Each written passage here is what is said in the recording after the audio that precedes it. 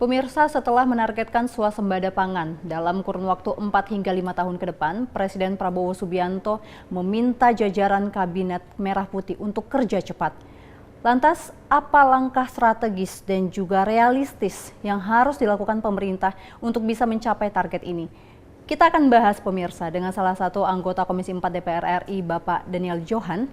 Bapak, terima kasih waktunya sudah diluangkan bisa bersama kami. Ya, senang nih. Ini lebih hebat dari TV One, Metro TV, lebih Terima kasih Pak, dan semoga diskusi kita kali ini bisa membuka juga wawasan kita dan juga pembahasan ini terkait dengan swasembada pangan yang sudah ditargetkan oleh Presiden Prabowo. Bapak melihatnya dengan kondisi pertanian Indonesia saat ini, bagaimana pandangan Bapak ke depan tentang target swasembada 5 tahun ke depan? Ya, tentu kita menyambut dengan baik ya, bahwa ini menjadi langkah strategis, mudah-mudahan juga menjadi langkah serius, nggak hanya angan-angan, tetapi terwujud dalam program baik politik kebijakan maupun politik anggaran secara nyata. Karena kalau dilihat kondisi pangan saat ini, kondisi aktual itu kita sangat prihatin, bahkan sebenarnya darurat, meskipun daruratnya sudah berlangsung lama kan, karena misalkan pertama neraca impor ekspor kita di bidang pangan minus, gitu. Nah, lalu itu minus berarti lebih banyak impor kita dibanding ekspor. Iya, padahal kita negara agraris yang sangat kuat di bidang pertanian, iklim kita bagus, iklim bagus yang tidak dimiliki negara lain kan. Tapi karena tata kelola kita seperti saat ini ya faktanya itu bahwa kita defisit sangat besar di bidang pangan. Tata kelola ya Pak, tata kelola di sektor pertanian. Pertanian yang harus segera diperbaiki, makanya dengan semangat swasembada ini kita berharap tata kelola menjadi bagian yang diperbaiki dari politik kebijakan tentu kan. Kalau kita berbicara soal swasembada pangan, berarti ini kan Pak secara definisinya adalah untuk konsumsi kebutuhan dalam negeri masyarakat Indonesia seluruhnya itu semuanya berasal dari produksi dalam negeri, petani dalam negeri dengan minimal 90% ya Pak. Nah, kira-kira ini apakah pemerintah saat ini itu mentargetkannya untuk swasembada pangan seluruhnya kah? Ataukah hanya swasembada beras, swasembada jagung? Itu gimana Pak? Sejauh ini semangat utamanya tentu pangan utama ya. Nah, pangan utama tentu kan beras. Tetapi faktanya nih, kita kebutuhan Indonesia itu sekitar 21 juta ton. Oke, itu per tahun beras, untuk beras. Beras ya, ya meningkat lah dari 21 sampai sekarang menjadi 22,6 juta ton. Iya, masyarakatnya bertambah. Kalau data produksi sebenarnya kita masih surplus.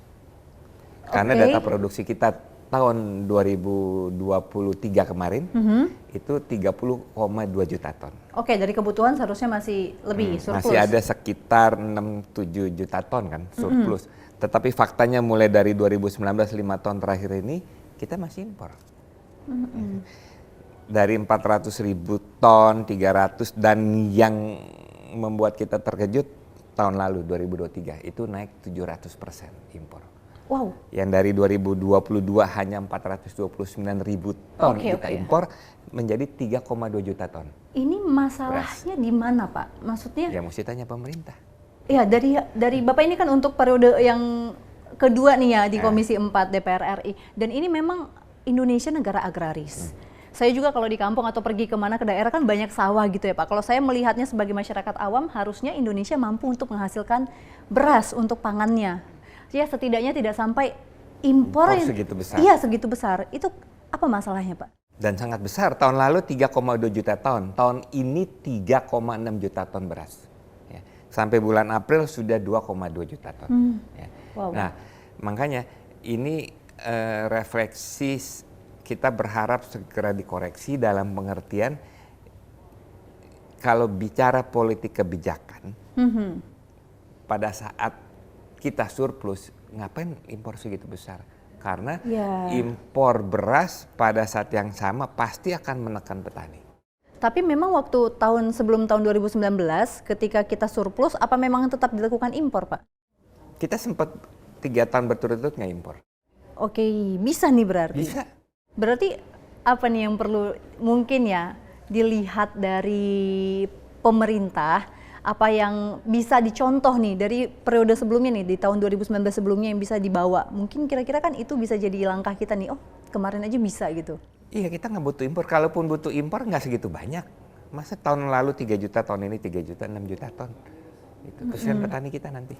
Ini Pasti Pak, harga tertekan, apalagi kalau impor dilakukan pada saat panen raya misalkan.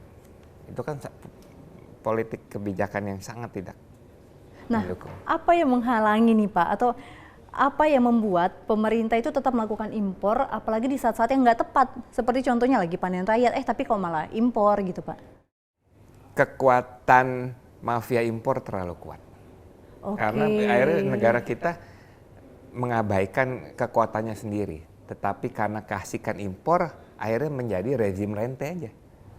Hanya mendapat keuntungan. Berarti ini nih yang harus jadi PR diberantas oleh pemerintah ini ya Pak? Salah satunya adalah memastikan tidak ada penyalahgunaan kekuasaan yang enak-enak terus-menerus hanya impor. Karena itu menghancurkan keberdayaan, kemampuan kita, kekuatan Indonesia. Karena masa depan Indonesia, percayalah ada di pertanian. Kalau pertanian tidak dikelola dengan baik, suram masa depan kita. Benar, karena negara kita potensial sekali nih untuk pertaniannya Pak. Nah, orang di negara lain nggak mana bisa panen 3 kali. Karena musimnya 4 kan, kita bisa panen 3 kali. Benar, harusnya ini jadi kekuatan kita. Tapi nih Pak, kita masih ngomong-ngomong soal impor, ini saya ada punya data, karena sebenarnya persoalan besar yang kita alami saat ini, volume impor kita itu di 8 komoditas itu 29 juta ton. Nah ini kayak kita gula tuh 70% kita masih impor. Bawang putih juga, kedelai hampir 100% kita impor, gandum juga. Nah sebenarnya ini masalahnya untuk komoditas ini Pak, seperti gandum, kedelai, apakah memang tidak bisa untuk dibudidayakan, ditanam di Indonesia atau bagaimana Pak, kenapa? Nah kalau versi saya kita fokus apa menjadi kekuatan produk-produk unggulan kita. Ya. Oke. Nah bayangin. Zaman dulu 300-400 ton yang lalu hanya dengan rempah-rempah kita sudah bisa membuat kerajaan Belanda kaya raya. Mereka bangun istana, menguasai emporium, itu semua dari rempah-rempah kita. Gitu. Tapi sekarang malah kekuatan itu hilang. Gitu. Belum ada tambang loh, mereka belum mengeksplorasi tambang sama sekali. Hanya dari rempah-rempah mereka sudah sangat makmur. Ya Dan kan? itu kita masih punya kemampuan itu. Sangat, malah kekuatan rempah-rempah kita tidak dibangun. Oke. Gitu. Nah, sehingga jangan menghabiskan energi untuk yang bukan keunggulan kita, seperti kedelai, gandum. Udah itu kita impor nggak masalah. Gitu. Tetapi harus ada yang bisa kita tukar dari produk kita untuk bargaining position dengan gandum dan kedelai. Karena daripada menghabiskan energi yang memang iklimnya itu kan subtropis, nggak cocok, kita perkuat. Bayangin data impor kita nih. Pangan kita ekspor hanya 228 juta, impornya 8,3 miliar dolar. Berarti kita defisit 8 miliar. Ya kan? Hortikultura kita ekspor hanya 605 juta dolar. Impornya 2,2 miliar dolar. Wow. Minus. Iya. Termasuk ternak. Kita ekspor 1 miliar dolar, tapi kita impor 3,5 juta dolar. Nah, ini gimana mau berdaulat, gimana mau benar, gimana pangan kita mau berdaulat dan kita swasembada pangan. Tadi itu kuncinya mafia impor. Kira-kira nih Pak, dari Komisi 4, gimana untuk memberantas mafia impor ini? Tugas memberantas mafia impor adalah pemerintah dan seluruh aparatnya. Komisi 4, DPR tentu sebagai tugas pengawas akan terus menyuarakan, akan terus mendorong. Agar jangan sampai mafia impor itu menghancurkan, mengkerdilkan kekuatan Indonesia. Karena sekarang jumlah penduduk semakin besar. Ya benar. Ya kan? Lahan semakin terbatas. Ya. Terus perubahan iklim juga akan menurunkan tingkat produktivitas pangan. Ya. Jadi ke depan yang punya kekuatan akan menimbulkan perang antar peradaban itu energi dan pangan. Ya. Negara kita dengan di Katolik menjadi kekuatan pangan dunia. Ya. Kalau kita tidak dari sekarang mengembangkan kekuatan pangan kita, malah sebaliknya meningkatkan ketergantungan pangan terhadap luar, ya akan rusak ntar Indonesia. Ini sesuai dengan program Astacita dari Presiden Prabowo juga ya Pak, bahwa kita harus swasembada pangan dan juga energi. Pangan termasuk karena Indonesia juga punya ya potensial untuk kita menjadi swasembada pangan. Dan memang ini tadi pemerintah dan jajarannya yang harus fokus untuk memberantas mafia impor yang menjadi kendala saat ini, termasuk kendala untuk swasembada pangan kita Pak.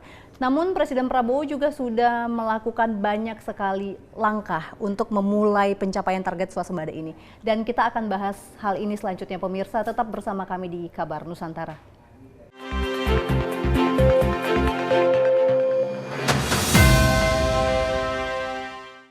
Pemirsa, tadi kita sudah membahas mengenai bagaimana swasembada pangan ini harus dikencarkan, salah satunya dengan memberantas mafia impor. Dan di sini Presiden Prabowo Subianto juga sudah gencar memerintahkan jajaran dari Kabinet Merah Putih untuk kerja cepat ya Pak. Dan di sini juga sudah diundang Menteri Perikanan, Menteri Pertanian, dan ini diminta juga nih untuk Kementan ini melihat bahwa harus mempercepat cetak sawah. Ini beberapa daerah di Kalimantan Tengah dan juga Merauke. Dan bagaimana Bapak melihat ini? Apakah sudah diperhatikan dari sisi budaya atau budidayanya, dari sisi tanah ataupun dari kondisi lingkungannya? Apakah sudah diperhatikan untuk percepatan cetak sawah ini, Pak?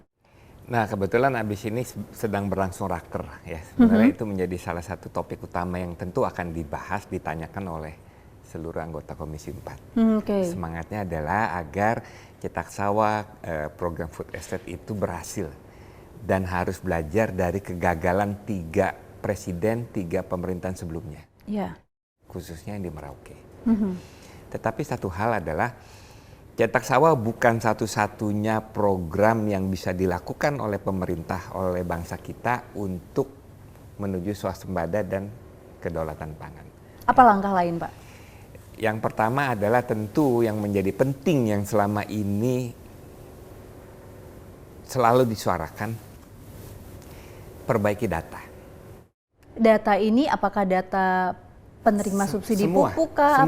Semua data mengenai pangan itu harus clear, harus benar.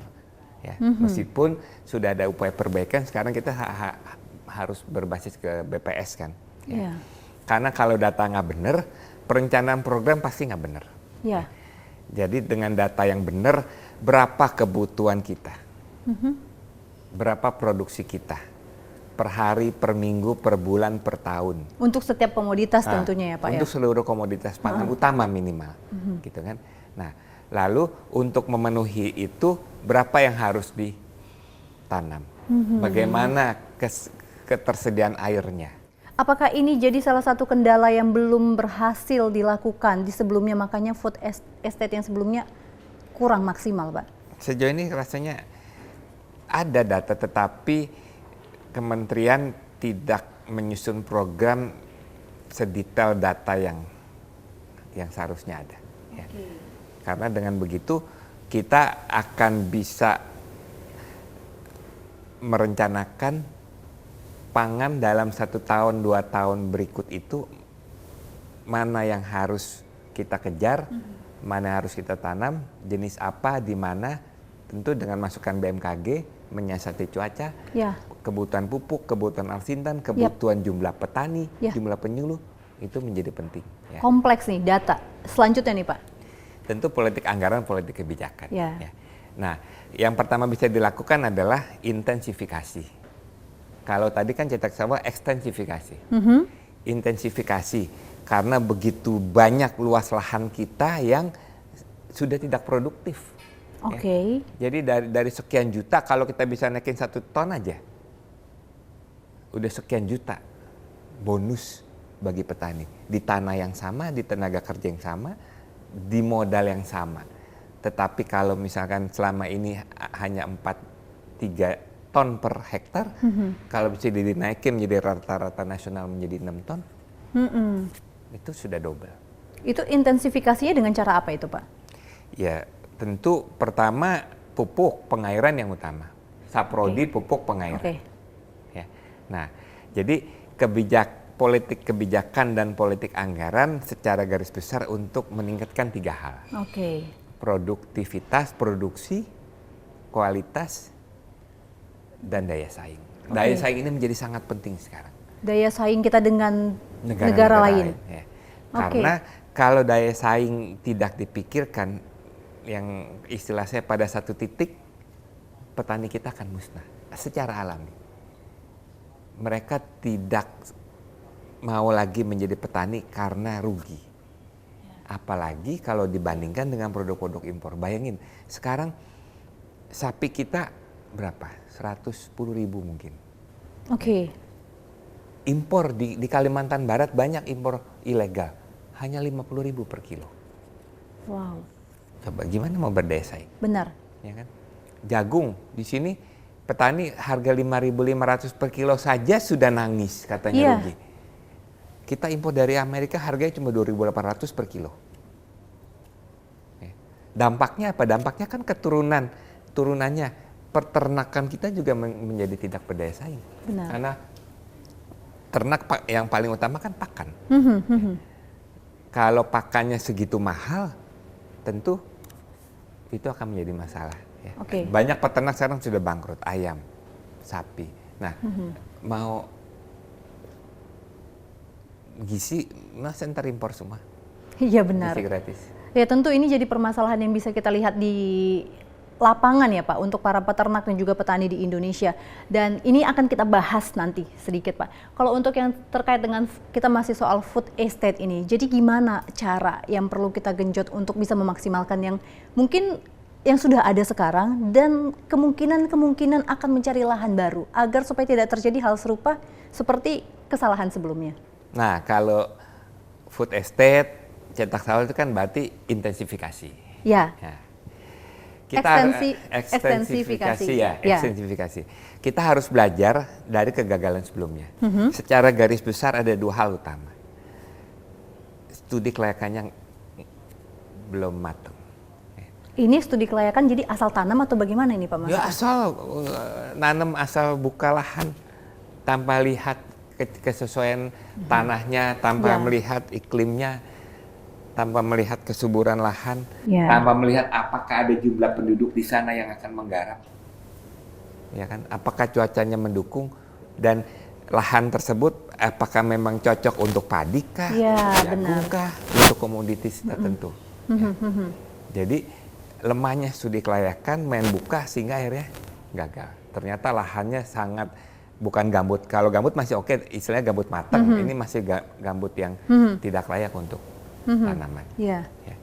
Kedua adalah sosialisasi yang baik kepada masyarakat setempat. Di Merauke 3 presiden sekian periode gagal. Ya. Dari zaman Orde Baru, terus Pak SBY, Nive segala macam terus gagal. Ya. Sekarang di lahan yang sama, jangan sampai kita ingin. Jadi bukan hanya masa depan Indonesia nih, tetapi keberhasilan Pak Prabowo juga di tangan para menteri. Jangan sampai mengulangi kegagalan, karena itu akan memukul berat untuk Pak Prabowo yang memang mendapat respon yang besar dari masyarakat. Nah, kalau dari menurut pandangan Pak Daniel nih, ada pengamat yang mengatakan bahwa sebaiknya kita fokus dengan lahan yang sudah kita punya, food estate yang sekarang kita fokus, kita perbaiki, tapi ada juga yang beranggapan itu sudah tidak bisa dilanjutkan. Kita harus cari lahan, buka lahan yang baru. Kalau Pak Daniel menganggap bagaimana pandangannya? Apakah food estate yang sekarang dong. Gimana? Kalau food estate sekarang yang gagal, ngapain mesti buka yang baru?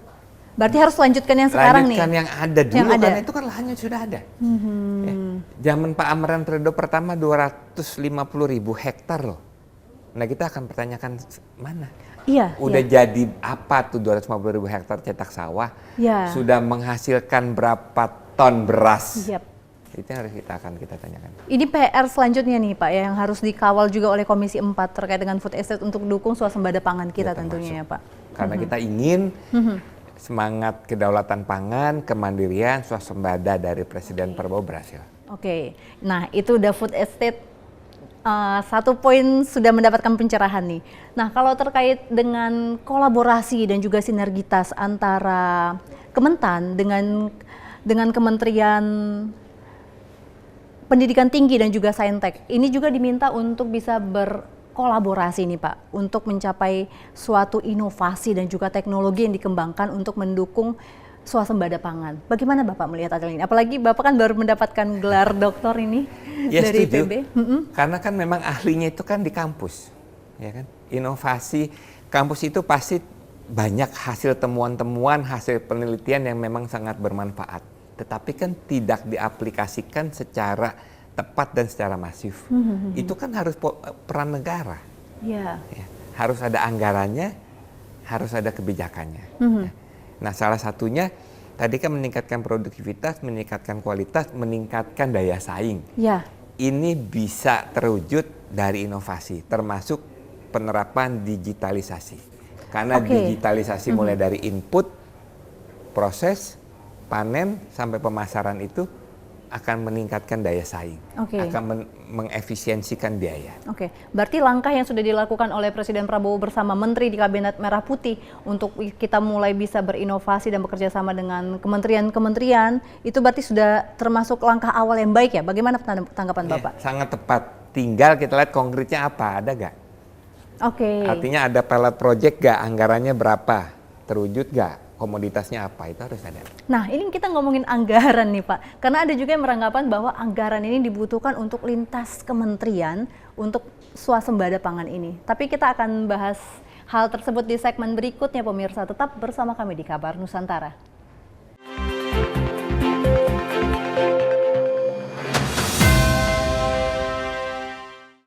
Anda kembali menyaksikan Kabar Nusantara pemirsa dan kita akan lanjutkan pembahasan kita.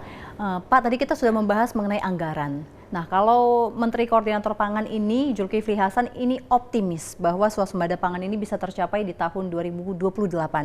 Tentu ini butuh anggaran dan itu lintas kementerian. Kalau dari Komisi 4 melihatnya Pak, apakah kemana ini fokus anggaran yang harus dialokasikan dan di komoditas atau di sektor apa? Karena kan banyak sekali yang harus kita perhatikan, mulai dari pembenahan data, pemberian subsidi pupuk misalnya, atau kepada alsintannya. Kalau Bapak melihat Indonesia, kita untuk mencapai swasembada pangan, harus fokus ke sektor apa terlebih dahulu? Ya tentu yang nomor satu beras ya, yang utama kan. Sebenarnya beras akan segera bisa terwujud selama punya komitmen, karena memang kalau dari data kita kan surplus. Ya. Tetapi faktanya kan kita impor. Nah, jadi mulai tahun depan dan tahun seterusnya tidak ada lagi impor beras. Tidak ada lagi impor beras mulai tahun depan? Ya itu prestasi kan. Meskipun itu sudah terjadi dari 2019 sebelumnya, tapi 5 tahun terakhir ini kan impor dari 300, 400, sekarang dahsyat tahun lalu 3,2, tahun ini 3,6. Bapak optimis tahun depan tidak ada impor beras? Ya karena produksi lebih tinggi daripada kebutuhan. Kebutuhan hanya 21, 22, produksi kita 30, berarti kan surplus 7 juta ton. Gitu. Kenapa harus impor? Ini kan langkah yang panjang Pak, untuk swasembada pangan ini adalah targetnya 5 tahun ke depan. Kita tentu masyarakat sangat optimis bahwa pemerintah kali ini bisa mewujudkan itu. Namun ini langkah yang panjang dan kita tidak ingin ujuk-ujuk 5 tahun tanpa ada tolak ukur yang jelas ya Pak. Kalau Bapak melihat pemerintah harus menetapkan target yang seperti apa untuk dalam jangka waktu setahun, 2 tahun, 3 tahun ke depan untuk swasembada pangan dalam waktu 4 hingga 5 tahun? Yang simpel aja dari data tadi, ya. Defisit pangan kita masih sangat besar. Setiap tahun kurangi defisit. Ya kan tadi kan pangan minus 8 miliar dolar. Ya. Horti minus 1,4 miliar dolar. Ternak minus 2,5 miliar dolar. Kita mulai tahun depan berkurang 10%, meskipun masih minus. 4 tahun 40% lumayan. Coba kita lihat dari data aja nanti. Berarti peningkatan kuantitas. Konkretnya ya, gampangnya kan begitu konkretnya. Benar. Berarti ini yang harus dikejar juga nih Pak dari Komisi 4 untuk bagaimana supaya pemerintah bisa merealisasikan hal ini ke depannya. Kalau dari Bapak sendiri optimis nggak? Bagaimana melihat untuk target? Apakah swasembada pangan ini bukan angan-angan? Ya, yang penting kita tunjukin nyata di lapangan, nyata di anggaran, nyata di kebijakan. Jadi apa yang ngomongin dengan apa yang dilakukan nyambung. Oke, Selama itu nyambung kita optimis. ini kan Tapi yang bikin nggak optimis itu kalau nggak nyambung. berarti harus nyambung di setiap jajaran nih Pak, setiap yang harus berorkestrasi ini kan banyak ini Pak. Siapa aja ini dan bagaimana pengawasan di Komisi 4? Karena kan banyak sekali nih Pak mitra Komisi 4, bahkan dengan komisi lain juga kan ini masih saling terkait untuk swasembada pangan ini. Ya, yang utama tentu kalau di Komisi 4 mitra ya, Kementerian Pertanian, Kementerian Kelautan, itu kan dia di hulu. Nah, oke, kita perbaiki hulu, kita genjot produksi. Ya. Nah, yang harus diatur benar Menteri Perdagangan. Menteri Hilir. Perdagangan. Di Komisi 6. Ya. Jangan sampai yang sudah dilakukan di hulu baik, dihancurkan di hilir. Nah, sehingga minimal harus nyambung antara Menteri Sektoral Pertanian, Perikanan dengan Menteri Perdagangan. Tentu untuk hilirisasi dengan perindustrian dan UKM. Berarti ini harus kerja, selain kerja cepat seperti permintaan Presiden Prabowo, tapi ini juga harus kerja tepat dan bisa kerja sama tentunya antar setiap kementerian ya Pak. Ya, Gimana? kalau bahasanya nyambung antara ucapan, hati, dan tindakan. Oke, ucapan, hati, dan tindakan itu harus nyambung untuk capai swasembada pangan. Terakhir ini Pak, catatan yang akan dibawa untuk Komisi 4 rapat dengan mitra apa ini Pak? Ya, kita ingin memastikan target Pak Prabowo swasembada itu gimana sih roadmap-nya tercapai. Itu kita mau. Ya. Target. Jangan sampai malah gagal. Oke, tentu kita sama-sama tidak ingin ya Pak untuk target yang ya termasuk. Dong, itu kan nasib kita tuh, nasib bangsa kita, nasib petani kita. Apalagi kita melihat banyak sekali petani di Indonesia saat ini juga mengeluhkan kasusnya banyak sekali Pak. Seperti harga panen yang jatuh. Seperti juga kita lihat panennya gagal karena iklim juga gangguan. Ini penting sekali untuk kita percayakan pemirsa kepada Komisi 4, kepada Bapak Daniel Johan tentunya untuk bisa membawa aspirasi ini kepada kementerian-kementerian terkait di Komisi 4. Dan pemirsa, demikian pembahasan kali ini. Kita tadi melihat bagaimana untuk mewujudkan swasembada pangan ini tentu membutuhkan orkestrasi antara setiap kementerian dan jajaran yang tadi dimana jika bisa saya simpulkan sedikit, Pak Daniel Johan juga menyampaikan bahwa harus dilakukan pemberantasan mafia impor. Kita juga harus meningkatkan kualitas, kuantitas, dan juga daya saing dari produk dalam negeri kita, dari petani dan juga para peternak kita. Dan juga bagaimana tadi kita sudah membahas mengenai ekstensifikasi dan juga intensifikasi yang dilakukan dalam food estate yang ada di Indonesia saat ini, bagaimana untuk bisa dilanjutkan ke depannya. Pemirsa, demikian akhir dari Kabar Nusantara kali ini. Anda dapat komen juga di bawah apa topik yang perlu kita bahas untuk pembahasan selanjutnya. Saya Lisa Purba juga mengucapkan terima kasih kepada Anda yang telah menyaksikan, juga kepada Bapak. Selamat melanjutkan tugas Pak Daniel Johan. Dan semoga bisa menyampaikan aspirasi ini kepada mitra dan juga pemerintah saat ini. Demikian pemirsa, akhir jumpa kita dan sampai jumpa. Salam Nusantara. Salam Nusantara.